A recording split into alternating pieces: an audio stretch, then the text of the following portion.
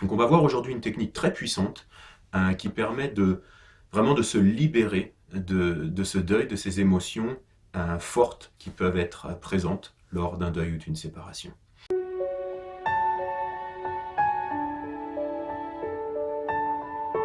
Bienvenue dans une nouvelle vidéo de 3 minutes coaching et thérapie, astuces et techniques pour améliorer votre vie et puis pour les coachs et thérapeutes qui veulent améliorer leur pratique.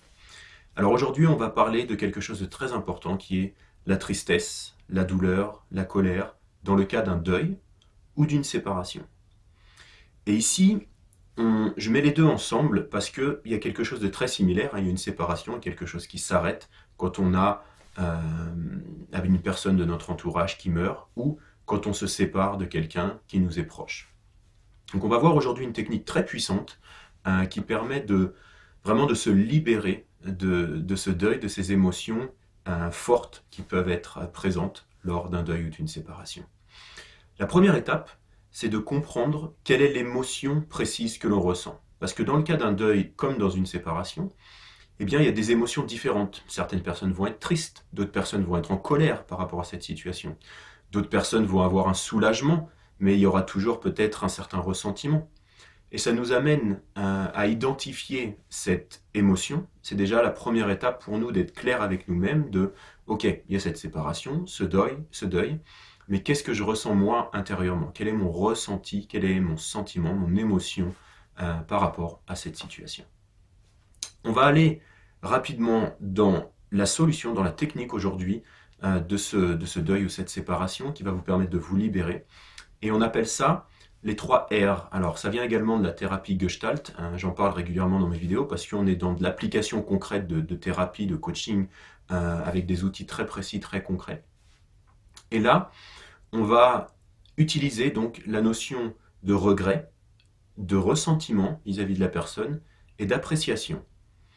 On va écrire, par exemple, une lettre ou faire une liste de choses, les regrets qu'on a par rapport à ce deuil ou à cette séparation, de manière précise et de manière générale. Par exemple, si c'est une séparation, vous étiez avec quelqu'un et vous avez des regrets parce que vous ne lui avez pas dit suffisamment je t'aime. Ça peut être de façon aussi dans un deuil également. Vous n'avez pas suffisamment exprimé votre amour à la personne. Vous donnez ça de façon générale. Je n'ai pas suffisamment dit je t'aime à cette personne. Regret de façon générale. De façon spécifique, on peut parler d'une situation, par exemple. Quelqu'un est mort et on regrette une situation qui s'est passée. Quand je suis venu te voir pour les vacances et qu'on s'est disputé, j'ai du regret parce que on s'est pas compris et que c'est très dommage et aujourd'hui t'es mort et voilà, je peux pas t'exprimer ça, donc j'ai envie de te l'exprimer maintenant. Donc spécifique et puis de façon générale le regret.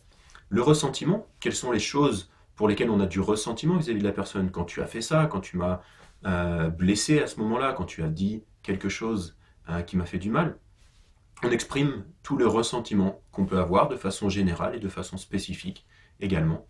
Et puis, on va avoir de l'appréciation pour la personne. On va lui exprimer qu'est-ce qu'on apprécie, qu'est-ce qu'on a apprécié dans cette relation avant que la personne meure ou avant que l'on se sépare de cette personne. Voilà, donc ça c'est 3 étapes très concrètes. Et puis il y a une petite chose à faire à la fin, 2 petites choses on va dire. Il y a la notion de rituel. Donc on va utiliser un rituel à la fin. Par exemple cette liste, vous allez pouvoir soit l'archiver et vous la mettez de côté quelque part, vous savez que cette liste est là, et ça permet de fermer la page, de tourner la page de cette situation, de cette relation. Vous pouvez brûler le papier, vous pouvez l'éparpiller, même si c'est pas très bon pour la nature. Vous écrivez sur un papier recyclable. Et, et puis vous pouvez faire un rituel également qui est relié à ça, par exemple de manière plus physique, soit acheter un objet et puis le mettre quelque part de manière symbolique pour vous, ou alors une pierre. Alors moi c'est quelque chose que j'ai fait par exemple quand ma petite sœur est morte, eh bien j'ai escaladé l'Himalaya, j'ai été sur l'Everest entre autres, et puis j'ai pris une pierre et de façon symbolique, j'ai fait cet exercice plus ou moins, parce que je ne le connaissais pas comme ça, mais c'est comme je l'ai appliqué d'une certaine manière, à parler de tout ce qui s'est passé avec ma petite sœur, tout ce que j'appréciais, tout ce qui était relié avec elle, mis mon intention dans cette pierre, et puis j'ai laissé cette pierre à un sommet, à quelques 5000 et quelques milliers de mètres d'altitude, Et c'était quelque chose de très puissant pour moi. Il y avait vraiment une symbolique très forte. Je suis monté, j'ai fait cet effort, et puis j'ai été mettre la pierre à cet endroit-là, et puis ça a tourné la page d'une certaine manière. Euh, voilà, donc vous pouvez trouver différents moyens de faire un espèce de rituel qui permet de manière symbolique de lâcher prise et puis de tourner la page sur cette relation. Voilà. Alors c'était 3 minutes de coaching et thérapie pour améliorer votre vie, pour les coachs, les thérapeutes, et puis pour toutes les personnes qui ont besoin de ces techniques dans leur vie en général. Voilà. Alors, on se verra à la prochaine vidéo de cette série, et je vous dis à très bientôt.